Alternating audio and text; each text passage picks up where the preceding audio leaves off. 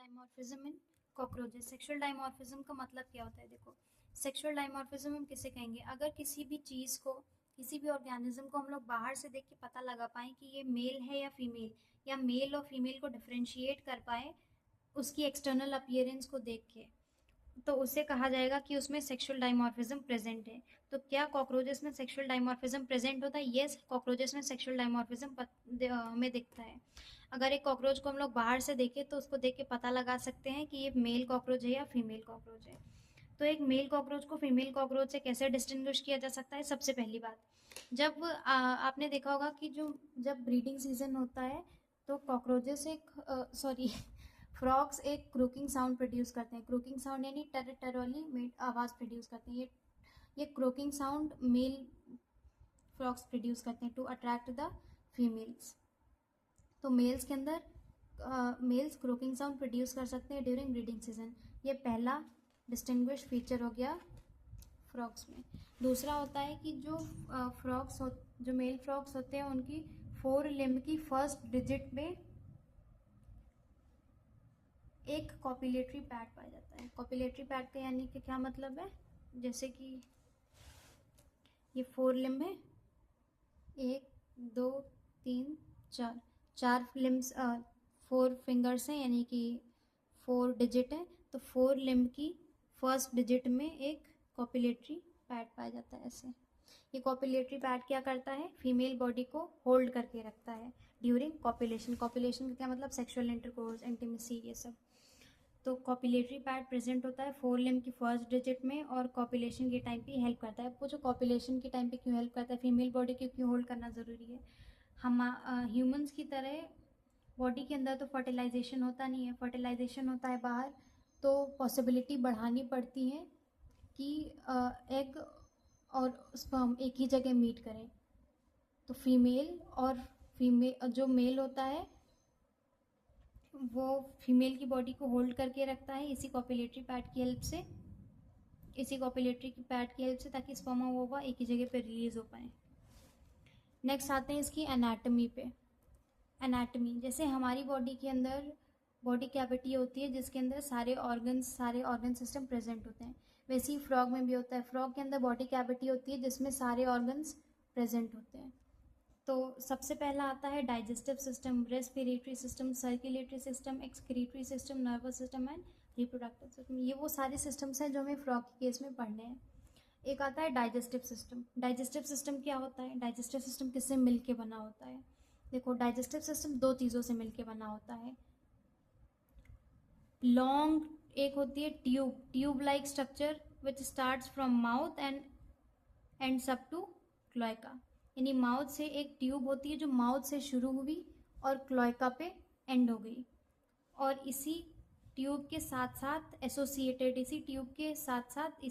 से संबंधित ग्लैंड्स यानी डाइजेस्टिव ग्लैंड्स, ये दोनों ही मिलके डाइजेस्टिव सिस्टम को बनाते हैं। एलिमेंट्री कैनाल क्या है?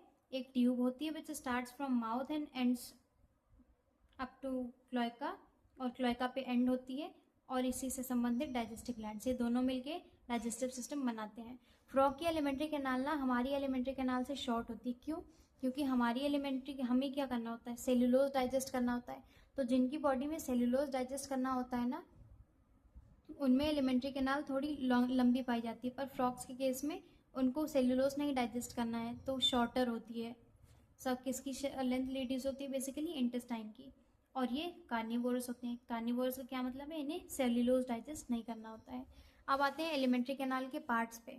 सबसे पहले होता है mouth leads to buccal cavity, buccal cavity leads to pharynx. Pharynx तो सबको ही पता है क्या होता है, यानी it is a common passage for food pipe and wind pipe. Wind pipe और फूड पाइप का जहाँ कॉमन पैसेज होता है उसे ही फेरिंग्स कहते हैं। Next, pharynx leads to esophagus, esophagus leads to stomach, stomach leads to intestine. Intestine के 3 parts होते हैं, duodenum, ileum and rectum. Duodenum और इलियम साथ में मिलके स्मॉल इंटेस्टाइन बनाते हैं और रेक्टम मिलके लार्ज इंटेस्टाइन बनाता है। And rectum opens into a structure called cloaca, और क्लोएका बाहर ओपन होता है via cloacal aperture. As you can see in this diagram, ये है esophagus, esophagus leads to stomach, stomach leads to intestine. Intestine में सबसे पहला part duodenum, ileum and rectum. Rectum opens into ये वाला स्ट्रक्चर पाउच लाइक, जिससे cloaca कहा जाता है। Cloaca opens outside cloacal aperture, aperture का मतलब छेद, तो क्लोएकल अपर्चर से वेस्ट या डाइजेस्टेड फूड के बाद जो भी वेस्ट होता है वो बाहर आ जाता है।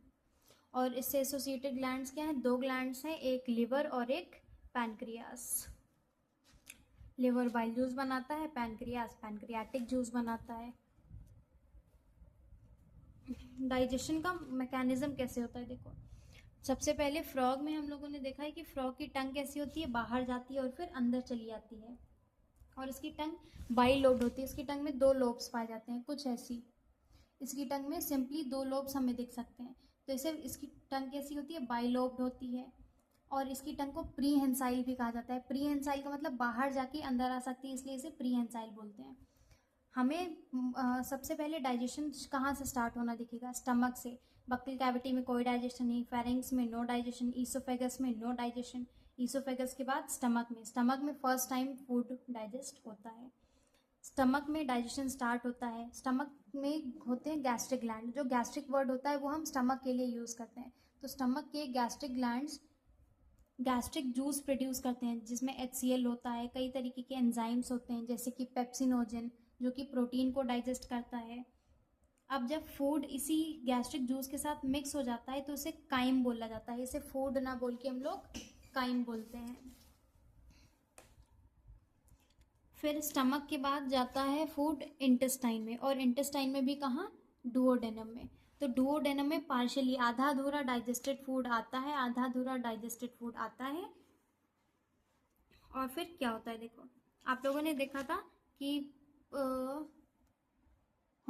कि डाइजेस्टिव सिस्टम में 2 ग्लैंड्स पाए जाते हैं, एक लिवर और एक पैनक्रियास। अब ये लिवर और पैनक्रियास का जो भी सिक्रीशन होता है ना, वो डुओडेनम में ही आके ओपन होता है। लिवर और पैनक्रियाज अपनी अपनी डक्ट से, अपनी अपनी ट्यूब से सारा सिक्रीशन इसी डुओडेनम में रिलीज करते हैं। देखो, जो लिवर होता है वो हमें पता है बाइल जूस बनाता है, लेकिन बाइल जूस स्टोर कहाँ होता है? गॉल ब्लैडर में।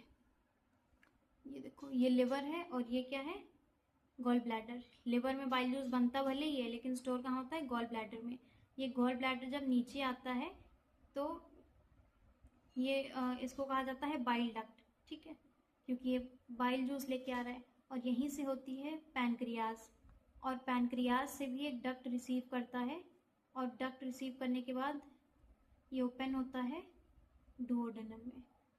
तो ये जब पैनक्रियाज से डक्ट रिसीव किया ना, तो इसे बोल दिया कॉमन बाइल डक्ट, यानी पैनक्रियाज से रिसीव किया पैनक्रियाटिक डक्ट, और पैनक्रियाटिक डक्ट रिसीव करने के बाद बना ली कॉमन बाइल डक्ट। ये वाली है कॉमन बाइल डक्ट। तो लिवर से गॉल ब्लैडर में बाइल जूस आया, स्टोर में मतलब गॉल ब्लैडर में बाइल जूस हो रहा है, गॉल ब्लैडर से निकली bile duct receives a duct from pancreatic duct, और क्या बना लेती है? कॉमन बाइल डक्ट, और ओपन्स इनटू डुओडेनम।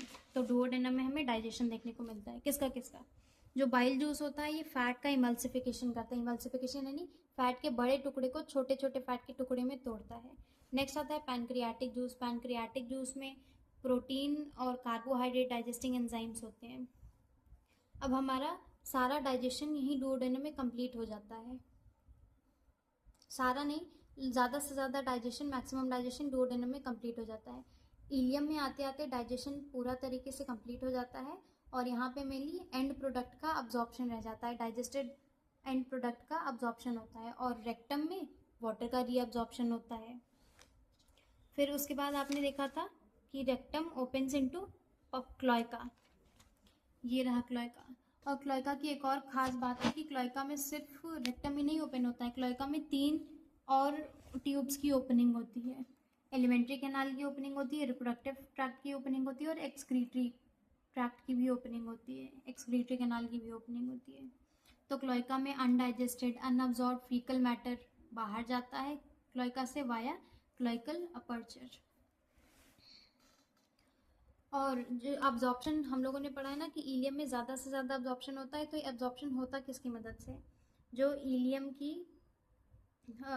के अंदर जो एपिथेलियम की लाइनिंग होती है ना, ये एपिथेलियम की लाइनिंग अपने आप को ऐसे फिंगर लाइक प्रोजेक्शंस में अरेंज कर लेती है, ऐसे फिंगर लाइक प्रोजेक्शंस में खुद को अरेंज की होती है। इस फिंगर लाइक प्रोजेक्शंस को बोल दिया जाता है विलाई। और इस विलाई यानी एक पर्टिकुलर सेल को उठा के देखें ना, तो इस पर्टिकुलर सेल की प्लाज्मा मेम्ब्रेन ऐसे फर्दर फोल्डेड होती है, जैसे माइक्रोविलाई कहा जाता है। यानी एपिथीलियम जब अपने आप को, जब प्लाज्मा मेम्ब्रेन जब एपिथीलियम अपने आप को फिंगर लाइक प्रोजेक्शंस में अरेंज किए हुए है तो उसे विलाई बोला। और एक सिंगल सेल को उठा के देखा तो उसकी प्लाज्मा मेम्ब्रेन, एक सिंगल सेल को उठा के देखा, उसकी प्लाज्मा मेम्ब्रेन फर्दर फोल्डेड है तो उसे माइक्रोविलाई बोल दिया। दैट्स इट, यही है डाइजेशन। फिर नेक्स्ट वीडियो में रेस्पिरेशन।